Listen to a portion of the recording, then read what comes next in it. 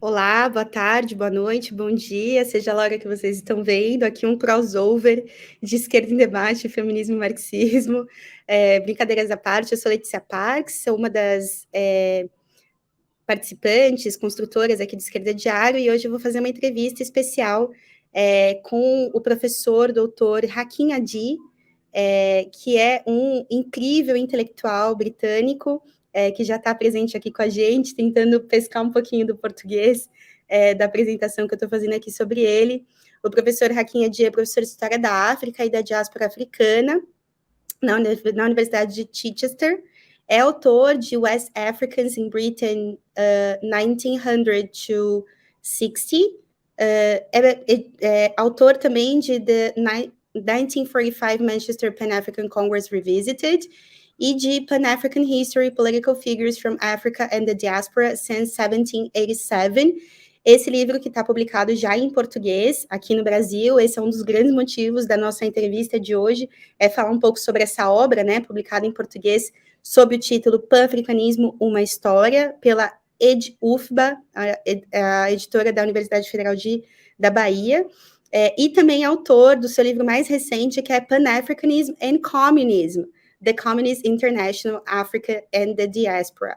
Esse livro ele já está traduzido, logo vai ser publicado em português, assim esperamos, assim que Mário Soares Neto, que queria desde já agradecer por ter feito essa ponte entre o professor Hakim Adi e a gente, Mário já organizou, né, e fez a tradução dessa obra, ela está só esperando aí uma oportunidade de publicação, e com certeza vai ser uma obra fundamental para a leitura marxista e antirracista aqui no Brasil.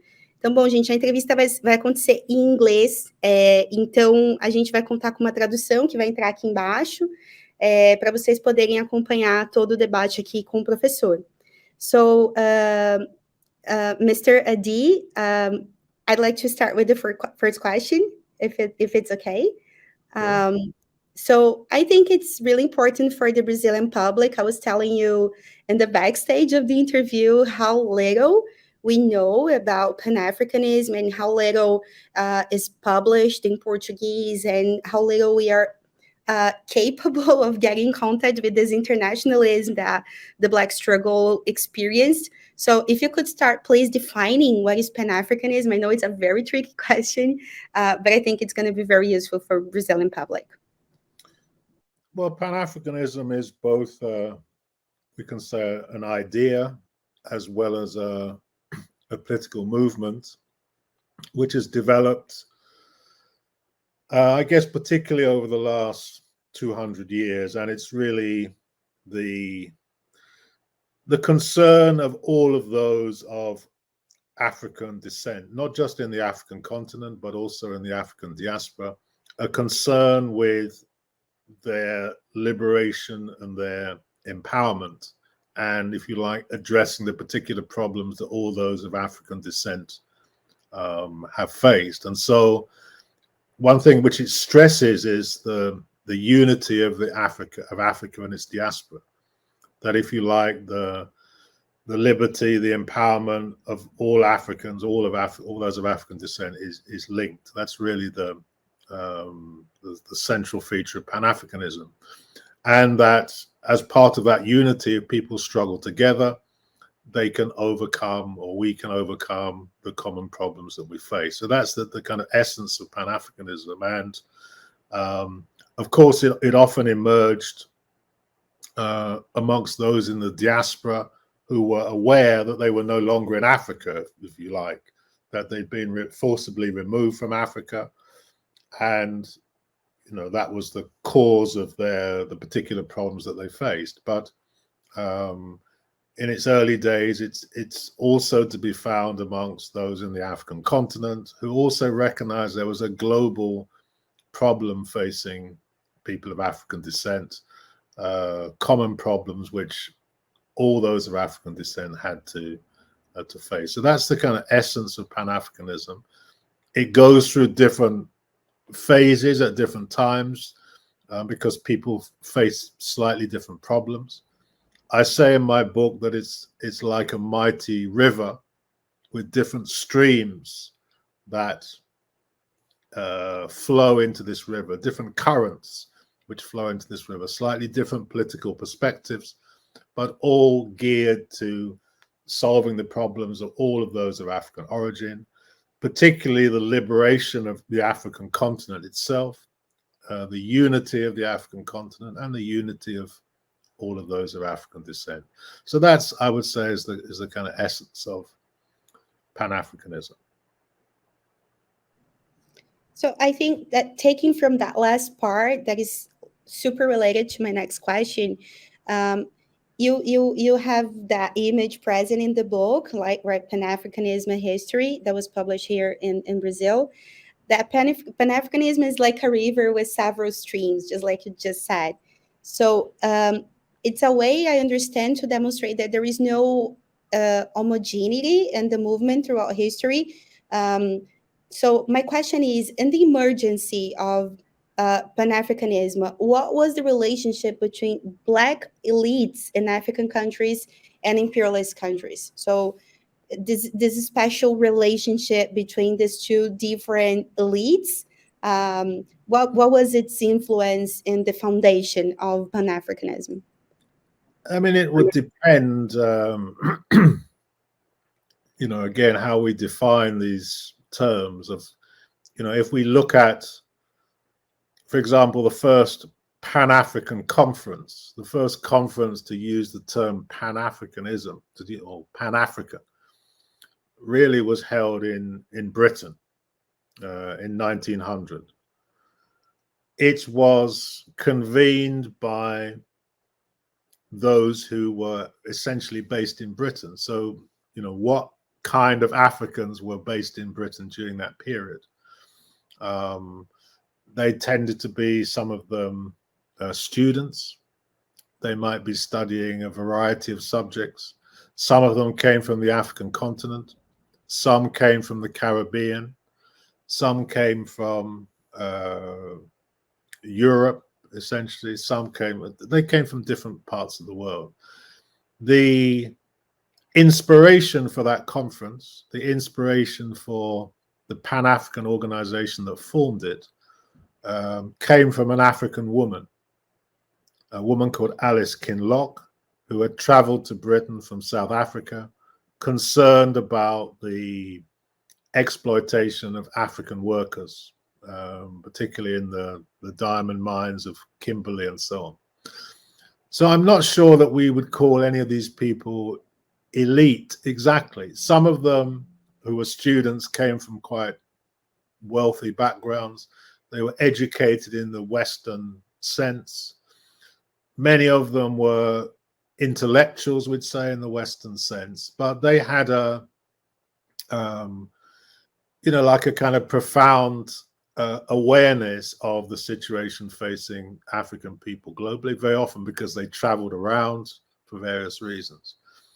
And so I think that's the way to think about it, that these are the kinds of people, often educated people, sometimes people who've been to university, but sometimes not. People who traveled around and got to interact with each other.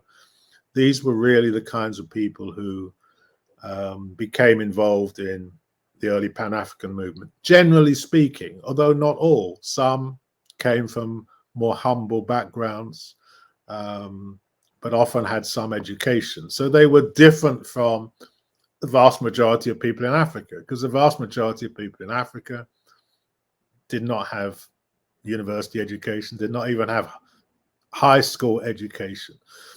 So they were people who were aware of the world, and they interacted with each other, and they were concerned with these particular problems, two particular problems. One, the problem of anti-African racism, which affected everybody. It didn't matter if you were a millionaire or you were, a pauper. If you were in the United States, if you were in Britain, if you were in Jamaica, if you would have faced that racial oppression. If you were in Brazil, probably irrespective of your income, you would have faced the same or similar kinds of racism. So they recognized that problem, and they wanted to speak out about it. And secondly, they recognized in 1900 the problem of colonial rule that affected the entire African continent. It affected the entire Caribbean, as well as some other places. And it didn't matter, again, what your background, your income was. You were not the decision maker in your own country. You were not a ruler of your own country. You were discriminated in various other ways. And if you came to a country like Britain or France or Portugal, you were discriminated against there as well. So these were the kinds of things which they were concerned with, and they united together. And I think it's probably better to see them in that light rather than looking at their social background. Of course, the kind of social background they had some impact on the kinds of ideas that they initially had. And in this period, it was more to speak with one voice. Let Africans get together and speak with one voice to the world and say, look, enough is enough. We don't accept this status. We want to change it, or we want to reform it. We think it's, it can be changed for the better in some way. Or, the governments of the major imperialist countries should be less imperialist. They should be less oppressive. They should be less exploitative. Or the governments of whatever country, the United States, should be less oppressive, or they should be less lynching, or the government should protect us. These are the kinds of ideas that people have at the beginnings of this modern movement around about 1900. Now, of course, even before that, there were people who got together and united. They may not have called themselves Pan-Africanists or this thing, Pan-Africanism, but they got together in various ways. You have examples of that in Brazil.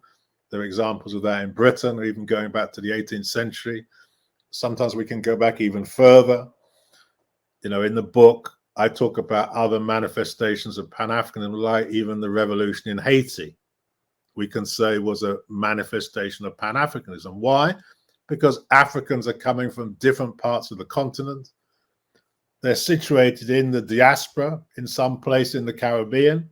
They speak different languages, they have different cultures, different backgrounds, different social status, but they are essentially, or the vast majority of them, enslaved. Not all, but the vast majority enslaved.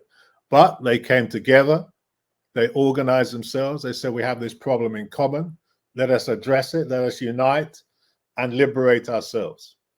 And that's what they did. And they, in doing that, became a symbol to people of African heritage throughout the world, in Brazil, in Cuba, in Britain, in the US, in Africa. So this is the essence of Pan-Africanism.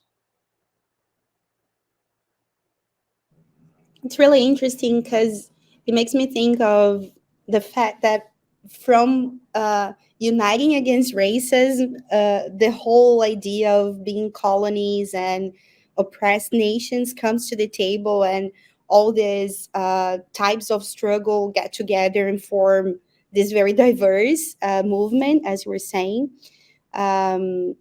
So I think this is basically what we're discussing here, right? I could add to the discussion maybe a deeper understanding on how Russian Revolution impacts or doesn't impact this movement in order to make communism and Pan-Africanism intersect. So what could you comment on that, on the effect of Russian Revolution to this movement? Well, one could talk about it for hours almost, because it's so important.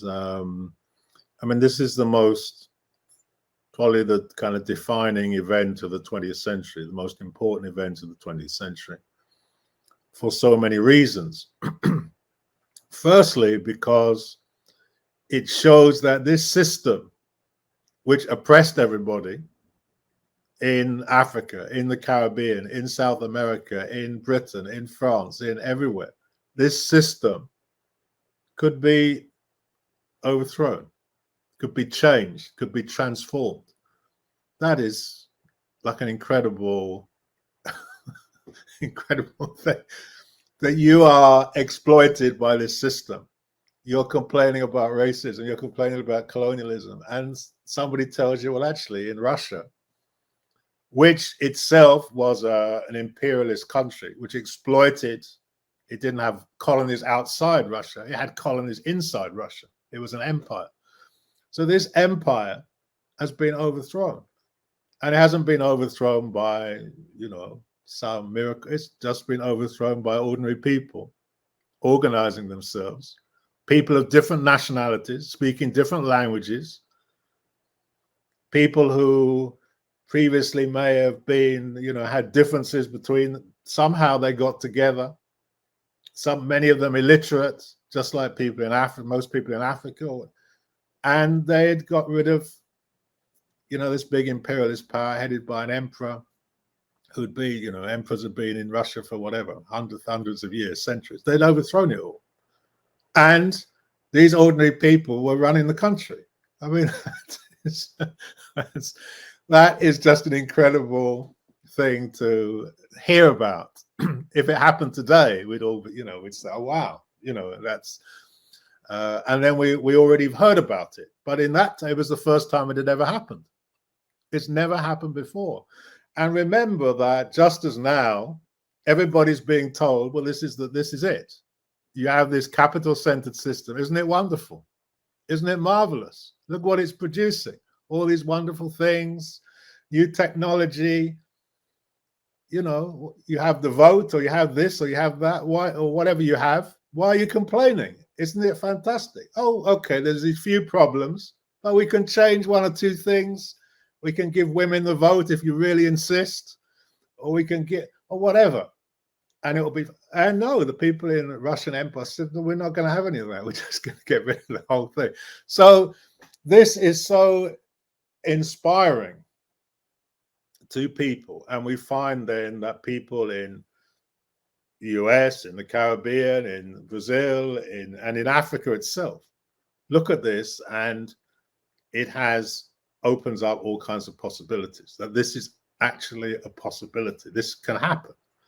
It's been demonstrated it can happen. So that's the first thing. And of course, in some places in Africa, one or two places, communist parties are formed, influenced by this revolution, places like South Africa and Egypt and other countries. So this is the first thing. The second thing is that, you know, part of the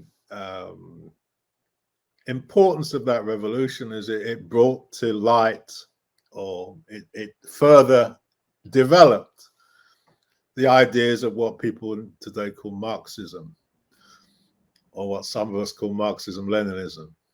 So the ideas of, we can say dialectical and historical materialism, to be more scientific about it, and an analysis of the world in its current stage, we can say, in the stage of imperialism.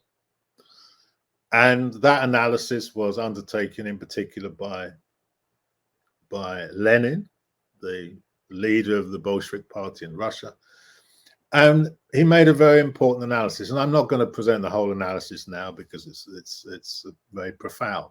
But one thing which the revolution itself had demonstrated, and which he analyzed and presented in theoretical form, was the relationship between, you could say, the advanced countries and the so-called backward countries. I'm talking about in terms of economic development. Because previously it was believed that this revolution of the workers would only break out where capitalism was most developed, in Britain, in Germany, in maybe the US or some place. But the Russian Revolution demonstrated that that wasn't necessarily the case, that actually it could break out where capitalism was almost least developed or poorly developed. And in Lenin's analysis of imperialism, in his famous book, Imperialism, the Highest Stage of Capitalism, he demonstrates the relationship between the struggles of people of the workers in the advanced countries and the struggles of people against imperialism and colonialism in the colonial and semi-colonial countries. And he shows that under imperialism, if you like, the stage of monopoly capitalism, revolution might well break out in a colonial country or a less developed country. And therefore that, if you like, everybody's struggle is equally important. It's not just the workers in Britain and France are important, but the people in Brazil are important, or the people in Jamaica are important, or the people in India, or the people in Angola. All of these struggles are important because revolution could break out anywhere. And the unity of all these struggles, all these struggling people all over the world is also very, very important. And this unity of workers of all countries, and the connection between the workers and toilers of all countries, this is another thing which the revolution in Russia demonstrated. And the most important consequence of that is, yes, you can be struggling in South Africa or Nigeria, and yes, you could quite possibly break through this chain of imperialism where it's weakest, of course, with the support of others struggling in other countries and so on. So Russian Revolution was important for that reason. And then, of course, the third thing, then I'll stop, is it led to the founding of the refounding, we could really say, of the international communist movement and the creation of the Third Communist International in 1919, which, you know, kind of reinvigorated the communist movement and placed it again on a revolutionary basis, and encouraged the creation or the recreation of communist parties in countries throughout the world. So that had a profound effect on Africa, on Latin America, on Europe, on the whole world. So very, very important event. And of course, just lastly, I mean, I've mentioned this already, but you find many of those who were engaged in Pan-African organizations, Pan-African struggle, saying these things. Look, there's this Bolshevik revolution. Isn't it great? It might sweep away the whole capital-centered system, the whole imperialist system. Isn't it wonderful? We should go and visit it. We should find out more about it, and so on and so forth. And did visits happen?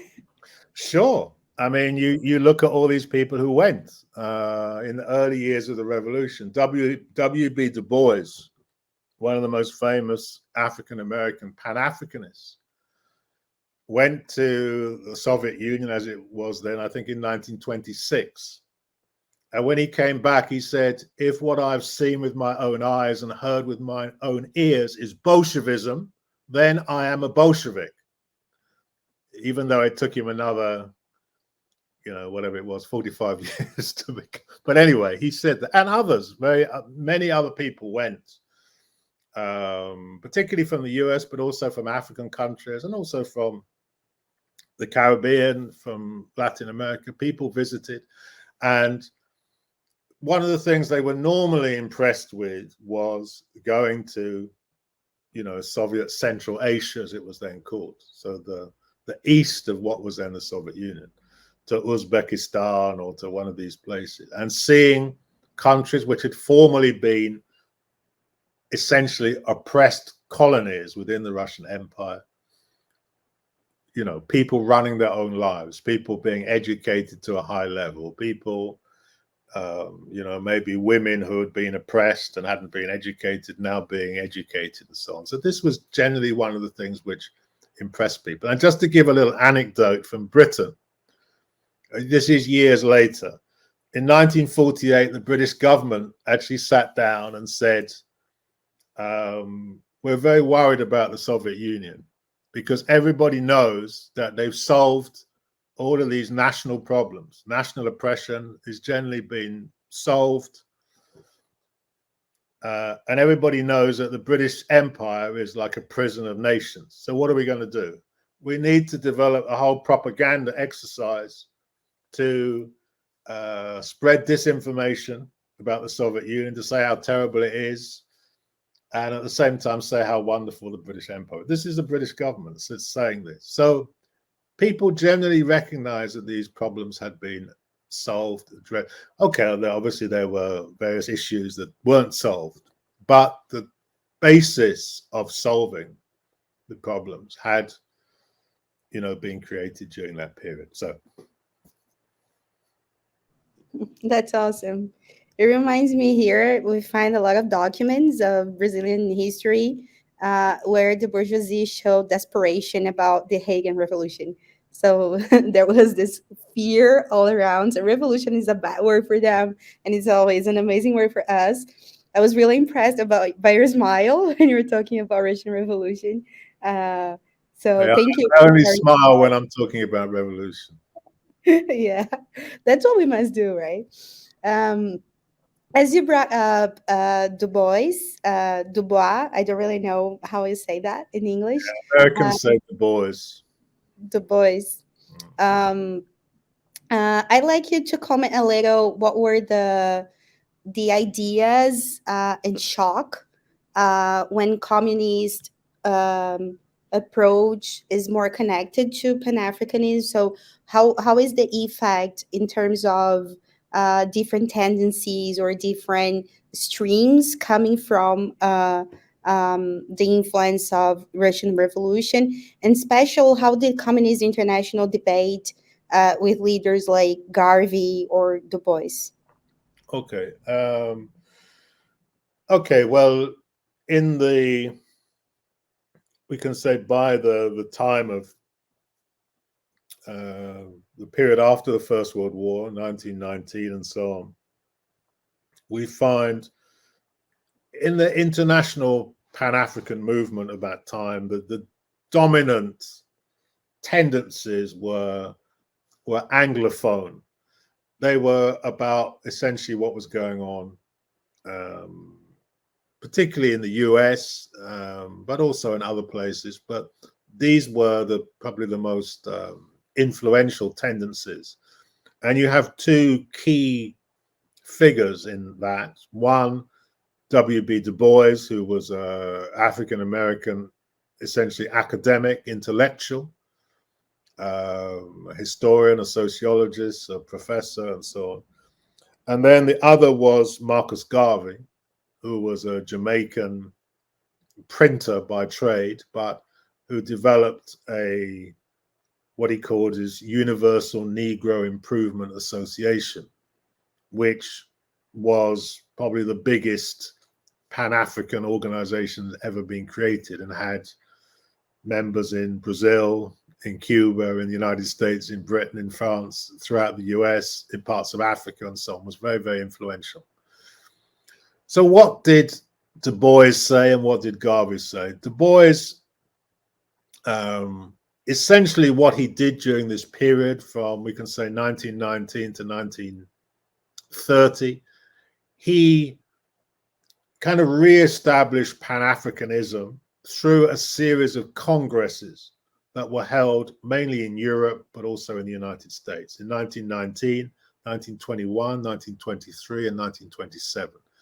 And those congresses essentially brought together, we can say, African or Black intellectuals from Africa, the Caribbean, mainly Africa, the Caribbean, but also from Europe. And again, they tended to be people getting together to speak with one voice about the particular problems that confronted them, problems of racism, problems of colonial rule, essentially, and drawing up demands that, for example, the League of Nations should do this, or the big powers should do that, or there should be some reform in the colonial systems. These were the kinds of things which they said. So these had their importance. They kept the idea of Pan-Africanism alive. They created networks of some key figures during that period. And of course, they had a wider influence throughout Africa, the Caribbean, and even in Latin America to some extent.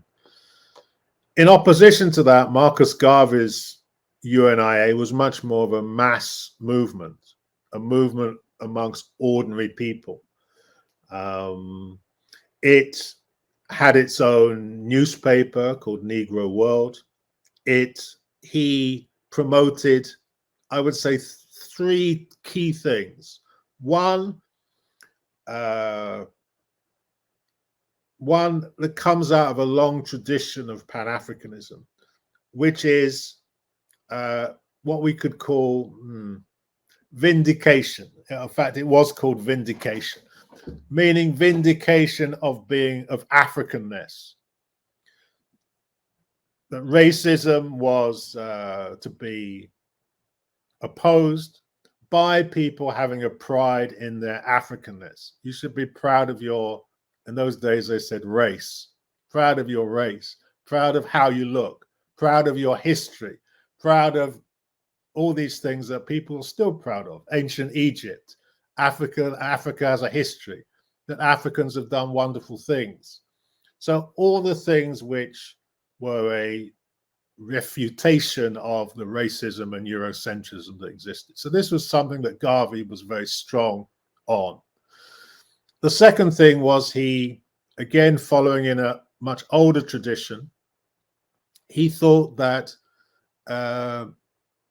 Africans or people of African descent should be self-reliant, should organize themselves economically, should set up businesses, should buy from each other, and so on. So this kind of economic self-sufficiency was another important strand of Garvey's ideas. And thirdly, again, following in a long tradition, particularly in the US, but also in Brazil and other places, the idea that Africans in the diaspora should return to the African continent. Not necessarily everybody should return, but those who particularly had skills to offer should return. In Garvey's view, that there was the idea that you could set up a mighty African empire. And in fact, Garvey and Du Bois had very similar ideas about this, but Garvey is better known for his views about people returning to Africa. Of course, he set up a shipping company to develop these links between Africa and the diaspora, the Black Star Line and so on. So these are the basic ideas of, we can say, Du Boisian congresses and Garvey's UNIA. Neither of them actually, you could say, have a program for how people can liberate themselves and empower themselves. They have ideas about kind of working within the system as it is, going to Africa or speaking to protest, but they don't have in particular a program for people to fight, to struggle. So that's where the Communist International comes in, and the Communist International, and particularly its African and Black members, recognize the significance of Garvey and Garveyism and Du Bois and so on. But essentially the view that they took was that their ideas were misleading because they essentially accepted the capital-centered system. They didn't oppose it openly. They said, okay, well, there's a system, but how can we work within it? So the Communist International opposed that. So that's completely wrong. In some places, they tried to work with Garvey, particularly in the United States. There were some attempts to work with the UNIA for a while, but they broke down because Garvey was very much opposed to working with communists, even though he had very nice things to say about Lenin. When Lenin died, Garvey and the UNIA sent a message and said that Lenin was the greatest human alive and all that kind of thing. But they were generally opposed to communism and obviously opposed to working with people of all nationalities and so on. But that was another aspect of Garvey's self-reliance, if you like, that people of African heritage should work together, but shouldn't work with anybody else. So the Communist International said, well, this is completely wrong. You know, people who are struggling in Africa or the Caribbean or wherever, yes, people of African descent have common problems. They should organize themselves together. The Communist International even established organizations which assisted people of African descent to work together and to struggle together. At the same time, they said that the key thing is struggle. And in that struggle, there's a common struggle, or today we'd say one struggle. There's one humanity, so there's one struggle. Yes, there's a particular problems that Africans face, and people can organize themselves in that way, but not in opposition to, or not in separation from, the struggles of other peoples that are going on. So the Communist International encouraged people to organize themselves in such ways that they could oppose colonial rule. They could demand the end to colonial rule. They gave the perspective that colonial rule can produce nothing for colonial subjects. It needs to be got rid of. And the system which gives rise to it also needs to be got rid of. And therefore, in countries like the US or in Brazil, yes, of course, people should struggle as Afro-Brazilians, but they should struggle alongside other Brazilians. In Africa, people should struggle as Africans, along with other Africans, but in unity with others who are struggling in Britain or France or Portugal or anywhere in the world. So this was the kind of criticism, if you like, which the communists made of Garvey and Du Bois. I think that's the essence, we can say, of that criticism. It's really interesting what you're saying, because I live in Brazil. I'm Brazilian, and I've always lived here. And from time to time, we go back to history books or history documents and articles and newspaper from the left wing here in Brazil. And we keep finding a support in many different stages of last century, a support coming from communists to the national bourgeoisie. Of course, I didn't know at first this was a policy coming from Stalin and Stalinism. But now that I know, like, it's been a few years, I understand that problem. I start asking myself, I don't know if it's something you can help me with. It's a question I've had for a very long time, since I started understanding how much Black people participated in international communism, in the Third International Communist. I've always been curious about how did Stalin ideas impact in these Black people organization. How did the idea that you had to be partners with the national bourgeoisie in colonized countries, how did this idea impact in Black people organization in semi-colonials or colonial countries, if there is an impact? Well, there are lots of different ways of answering that question. Let me take a well-known example. Let's take South Africa as an example, because of course it's a complicated question, especially where if there are no revolutionary parties, the question becomes even more complicated. But let's take the example of South Africa because it did have a communist party. So, what did the Communist International do during this period to assist the struggle in South Africa? So in South Africa, you had a communist party which was established in the early 1920s. And because it was South Africa, it had a particular character from the beginning. Its main membership was of European origin. So that was one problem. But another problem was that it had a particular orientation. And that orientation was, well, this is, what we need to do is organize for a socialist revolution. And when we're victorious, then all these other problems will be sorted out. So, and so that was the kind of policy it pursued. And then one of the,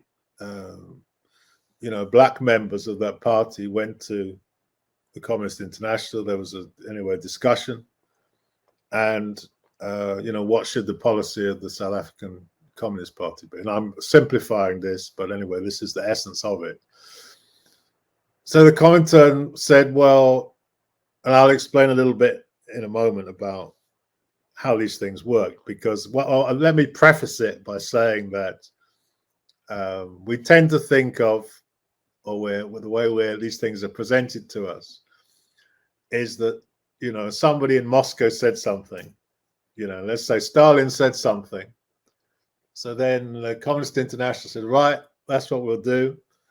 And then they said to such a party, this is what you must do. And then the party did it. Well, that never happened. It would have been better if it had, if I can say that, but it didn't. So anyway, going back to South Africa. So you had, members within the Communist Party saying, well, this policy doesn't seem right to us. It doesn't seem at all correct. Let us go and consult with people.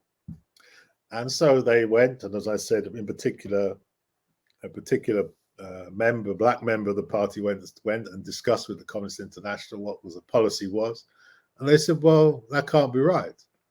How can you have a party in Africa, in South Africa, where the majority of people are not Africans? They're Europeans, or they're European descent.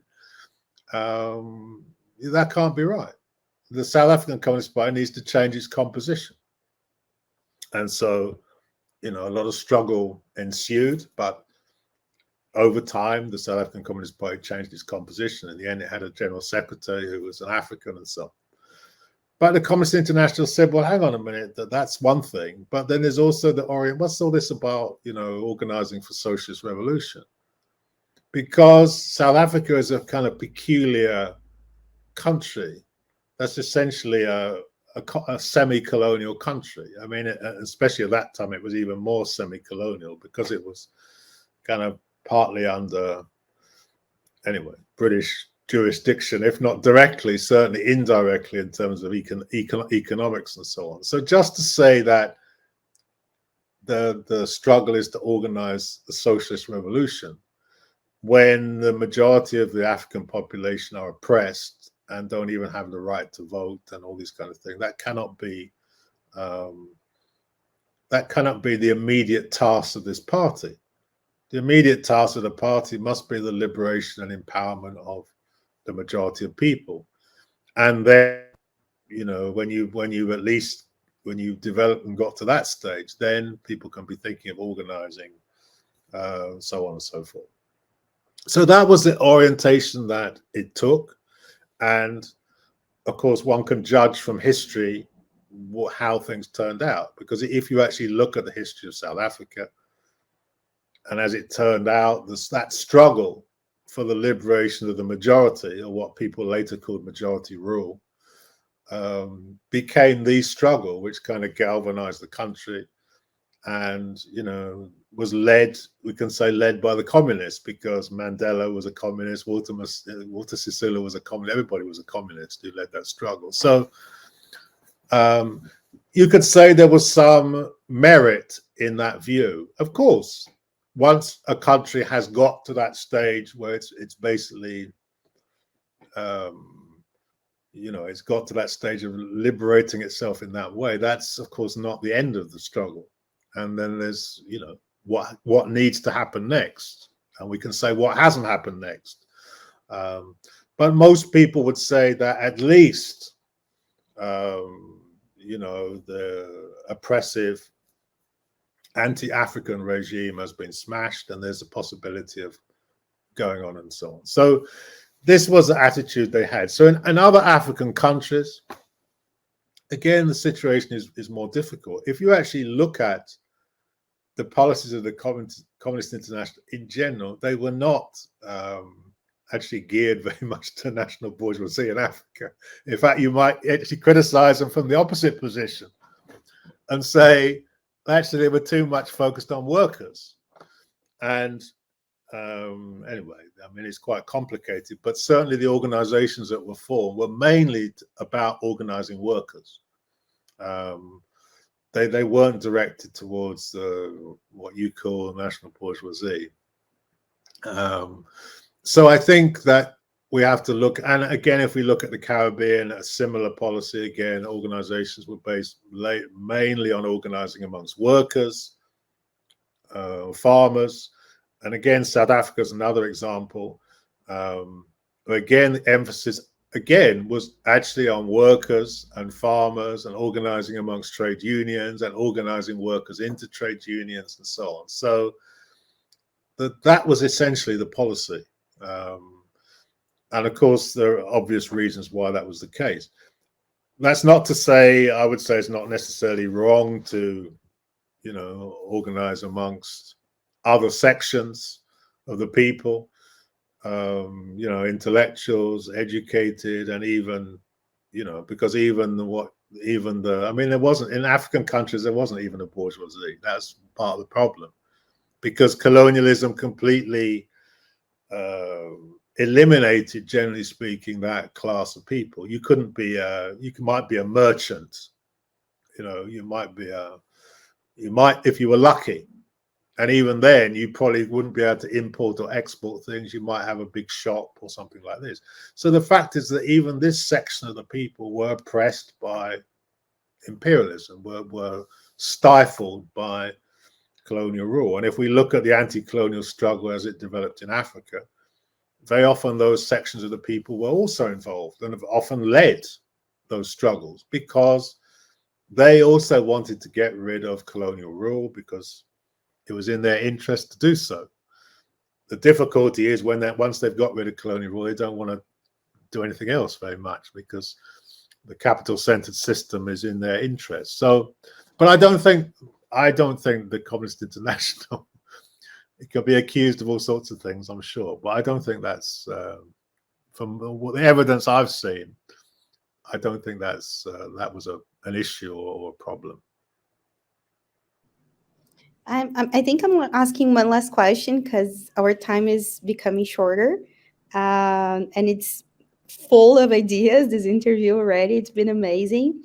I like to know, like, when we think of the national revolutions that happened in Africa, what was the influence of communist parties all around the world in these revolutions? And I always ask myself also, like, we know there was the policy of defending the revolution in Soviet Union as the socialism in one country, right? Like the socialism as a special regime specifically for Soviet Union. We know this was a policy coming from the Bolshevik Party after Lenin's death. And I always ask myself if this delayed or didn't delay, or if it was a disturbance in the contribution communists could have for the national revolutions in Africa.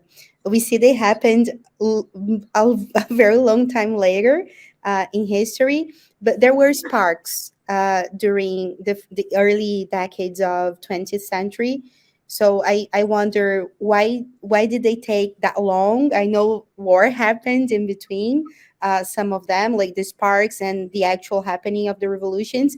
But was there the influence of maybe this policy or the alliance with imperialist countries, for example, during Second World War and the anti-fascist United Front? So what was was there a role of a lack of program or a lack of initiatives so these revolutions could come stronger and early in history? How do you see that?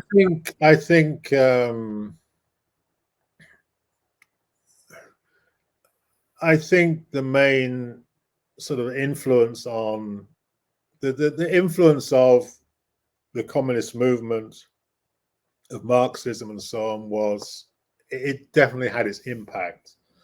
You know, it encouraged people to organize, and you know, just to think of various examples, people like Kwame Nkrumah was certainly influenced by the communist movement. His main advisor in Africa, George Padmore, was a former communist. And so I'm just using that as one example, so that there are definite influences there. There are influences about how to organize, who you organize amongst. So I've just been talking about the importance of organizing amongst the workers, organizing amongst the farmers. And when we come to the 1945 Pan-African Congress, that is its main emphasis. We have to organize amongst the masses of the people and so on. So these ideas are important. At the same time, you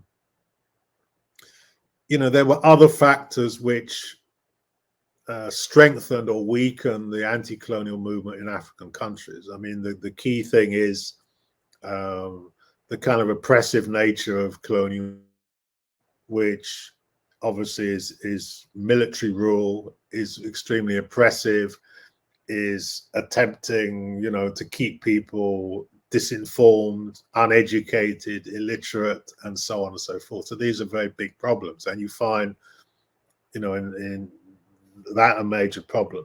So then there are other factors which kick in. So you mentioned the anti-fascist struggle, particularly the struggle against Italian fascism and the Italian invasion of Ethiopia, which had a big impact internationally, in Brazil, in Africa, throughout the Caribbean, in Britain, everywhere.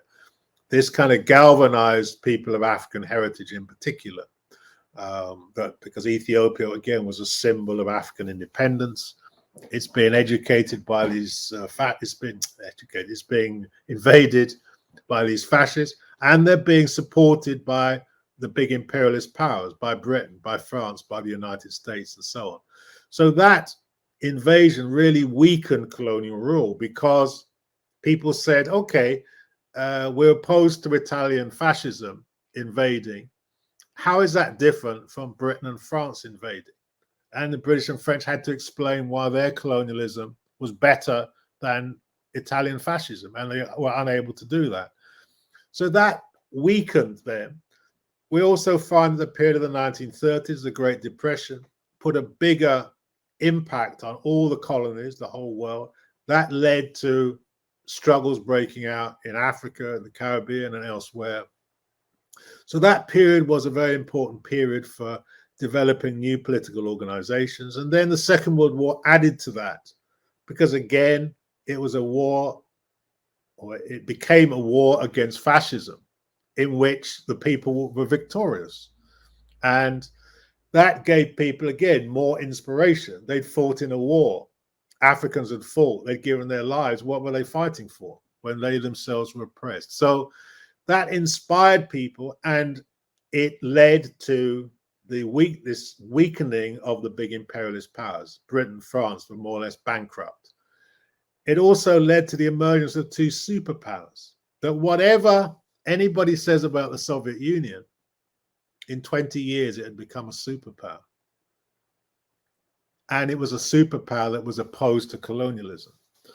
And that then had a big impact on the post-war period. Of course, the United States and the other superpower was also opposed to colonialism for very different reasons. So the world had been transformed through the struggles of the people against fascism, against war, and so on. So the conditions were very different after 1945. And it was that which created the kind of conditions where people say, no, colonialism is finished. We don't want it anymore. We will remove it by force if necessary. That's what people said at the Manchester Pan-African Congress. So we have new conditions. Those conditions didn't exist in Africa after the First World War, but after the Second World War, they did. So we have to always look at the concrete conditions, as we say. And of course, you then had a situation where many more people were drawn into the anti-colonial struggle. If a country like a fascist country like Portugal said, well, we're not going to leave our colonies, then people said, okay, well, we'll take up the gun and we'll force you to leave. So the consciousness of people had changed, the material conditions had changed, the, if you like, the balance of power in the world had changed. The imperialist system was greatly weakened after the war, and that contributed to and created all the conditions for the anti-colonial struggles of the 40s, 50s, 60s, and so on. And of course, new organizations were formed in Africa, like the Organization of African Unity, which then assisted the struggles that took place in the 1970s in the Portuguese colonies in Namibia and South Africa and Zimbabwe and so on. So I think that's how I would understand it. And as I said, in that, at least initially, in that post-war period, the Soviet Union played a very important role. And it's, you know, it had consolidated itself as a big power. Of course, what happened subsequently is another question, not for us to go into today. We could debate what happened and why it happened and so on. But I think in that anti-colonial process, in the early period, it had, you know, some significance and some influence. Of course, there were other influences, and that anti-colonial struggle, generally speaking, we can say it hasn't been concluded. It hasn't been concluded because even in 1945, the Pan-Africanists recognized that they said there's a problem. We've got colonial borders, which we don't want. We've got a colonial economic system, which we don't want. We've got a colonial political system, which we don't want. But all of those things remain intact in Africa. And so the problems facing the masses or the majority of African people remain, haven't been removed. And that struggle continues. I would love a second interview for the 70s, 80s, 90s, and on. It would be amazing. Professor, I'd like to thank you a lot. I think we had this amazing startup of conversation. As we have these 3-4 last minutes, I just would like to ask you if you have a message for the African descendants in Brazil. We're a country full of Black struggle history, full of references on international Black struggle. We're people here who wear Malcolm X t-shirt and CLR James t-shirt. So if you could please just send a message to us, and then we can say goodbye. Well, my message is always, you know, just to,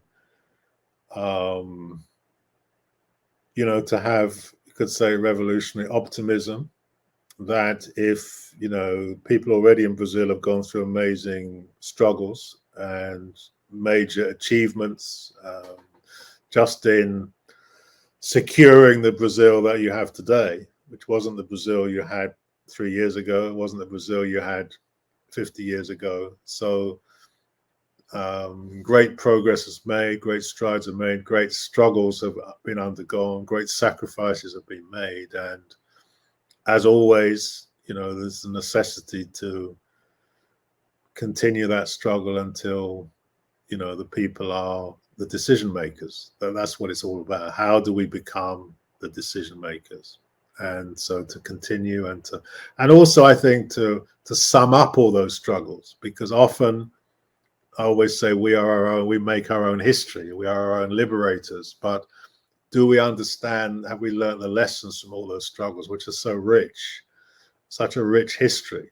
And so to sum it up and to learn the lessons of it and to use that to guide us, I think is also very important. And I encourage people to do that as well. And but particularly those of African descent in Brazil to sum up the struggle that Afro-Brazilians have engaged in alongside other Brazilians. It's very, very important work. Thank you very much, Professor, not only for the interview, but also for being so generous and sharing your ideas and thoughts and all your knowledge with us activists and communists on the other side of the ocean. And you're always welcome to come back. We're always our duty. Duty. So that's our duty and our pleasure. Duty and a pleasure. Yeah. Thank you a lot. I'm switching to Portuguese to communicate the end here. Pessoal, a gente queria agradecer também ao professor Mário Soares Neto, que nos colocou em contato com o Hakim Adi, permitiu que essa entrevista pudesse acontecer da melhor forma, e a gente espera poder continuar as conversas com o professor Hakim Adi e também aproveitar as presenças dele aqui no Brasil, que, pelo que eu ouvi dizer, são muitas. A gente vai disponibilizar a entrevista com tradução em português aqui embaixo, e logo a gente deixa algumas instruções também por escrito para quem quiser ouvir por áudio. Então, é isso, gente, muito obrigada, e nos vemos no próximo Esquerda em Debate, Diálogos da Luta Negra. Obrigada.